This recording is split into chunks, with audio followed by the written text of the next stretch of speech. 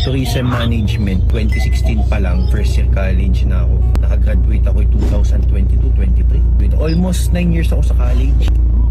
Kumbaga, ginagawa ko noon, negosyo, pasok sa school, negosyo, pasok sa school. Para sa akin kasi mas mahalaga ang diskarte kesa sa diploma. Pero mahalaga din ang diploma. Ang goal ko lang kasi talaga, may diskarte na, tapos meron pa akong diploma. Kaya sabi ko, kahit pa sabihin mong nagninegosyo na ako, hindi ko natatapusin ang pag-aaral. Hindi ko na itutuloy ang pag-aaral kasi nagninegosyo na ako, okay na kinikita ko eh. Kaso nga lang, naisip ko, parang may kulang. So yun, kahit na nagtatrabaho tayo, dumidiskarte tayo, may diskarte tayo, pinilit ko pa din makuha yung diploma. Kaya umabot tayo ng 9 years sa college. Nakuha ko na yung diploma, diskarte. Kasi kung papapiliin ka, diploma o diskarte, syempre, lagi sinasabi ng mga tao, diskarte. Totoo naman, pero mahalaga din yung may diploma ka. Kasi hindi naman sa lahat ng tao nakakapagnegosyo.